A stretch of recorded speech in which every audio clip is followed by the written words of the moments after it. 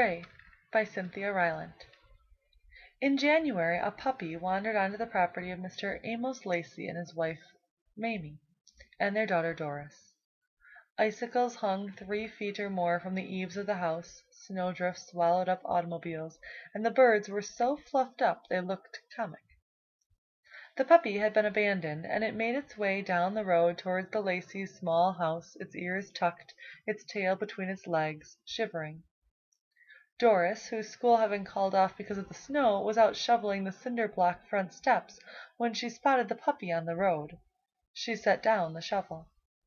"Hey, come on!" she called. The puppy stopped in the road, wagging its tail timidly, trembling with shyness and cold. Doris trudged through the yard, went up the shovel drive, and met the dog. "Come on, Pooch." "Where did that come from?" Mrs. Lacey asked as soon as Doris put the dog down in the kitchen. Mr. Lacey was at the table clearing his fingernails with his pocket knife. The snow was keeping him home from his job at the warehouse. "I don't know where it came from," he said mildly, "but I know for sure where it's going." Doris hugged the puppy hard against her. She said nothing. Because the roads would be too hard to travel for many days, Mr. Lacey couldn't get out to take the puppy to the pound in the city right away. He agreed to let it sleep in the basement, while Mrs. Lacey grudgingly let Doris feed it table scraps. The woman was sensitive about throwing away food. By the looks of it, Doris figured the puppy was about 6 months old, and on its way to being a big dog. She thought it might have some shepherd in it. 4 days passed, and the puppy did not complain. It never cried in the night or howled at the wind. It didn't tear up everything in the basement. It wouldn't even follow Doris up the basement steps until it was invited. It was a good dog. Several times Doris had opened the door to the kitchen that led to the basement, and the puppy had been there, all stretched out on the top step. Doris knew it wanted some company, and that it had laid against the door, listening to the talk in the kitchen, smelling the food, being part of things. It always wagged its tail, eyes all sleepy, when she found it there. Even though a week had gone by, Doris didn't name the dog. She knew her parents wouldn't let her keep it, and that her father made so little money any pets were out of the question, and that the pup would definitely go to the pound when the weather cleared. Still, she talked to them about the dog at dinner one night. "She's a good dog, isn't she?" Doris said, hoping one of them would agree with her. Her parents glanced at each other and went on eating. "She's not much trouble," Doris added. "I like her." She smiled at them, but they continued to ignore her. "I figure she's real smart," Doris said to her mother. "I could teach her things." Mrs. Lacey just shook her head and stuffed a forkful of sweet potato in her mouth. Doris fell silent, praying the weather would never clear. But on Sunday, 9 days after the dog had arrived, the sun was shining and the roads were plowed. Mr. Lacey opened up the trunk of his car and came into the house. Doris was sitting alone in the living room, hugging a pillow and rocking back and forth on the edge of the chair. She was trying not to cry, but she was not strong enough.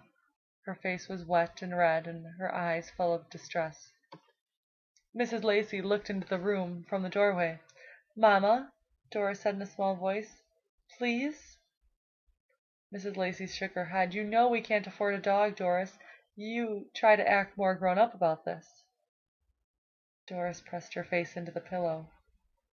Outside she heard the trunk of the car slam shut, one of the doors open and close, the old engine cough and choke and finally start up. "Daddy," she whispered, "please." She heard the car travel down the road, and though it was early afternoon she could do nothing but go to her bed. She cried herself to sleep, and her dreams were full of searching and searching for lost things lost. It was nearly night when she finally woke up. Lying there like stone, still exhausted, she wondered if she could ever in her life have anything. She stared at the wall for a while. But she started feeling hungry, and she knew she'd have to make herself get out of bed and eat some dinner. She wanted not to go to the kitchen, past the basement door. She wanted not to face her parents. But she rose up heavily. Her parents were sitting at the table, dinner over, drinking coffee. They looked up at her when she came in, but she kept her head down. No one spoke. Doris made herself a glass of powdered milk and drank it all down. Then she picked up a cold biscuit and started out of the room. "You'd better feed that mutt before it dies of starvation," Mr. Lacey said. Doris turned around. "What?" "I said you'd better feed your dog. I figure it's looking for you." Doris put her hand to her mouth. "You didn't take her?" she asked. "Oh, I took her all right," her father answered. "Worst looking place I've ever seen. 10 dogs in a cage. Smell was enough to knock you down, and they give the animal 6 days to live. Then they kill it with some kind of shot." Doris stared at her father. "I wouldn't leave an ant in that place," he said, "so I brought the dog back." Mrs. Lacey was smiling at him and shaking her head as if she would never ever understand him. Mr. Lacey sipped his coffee. "Well," he said, "are you going to feed it or not?"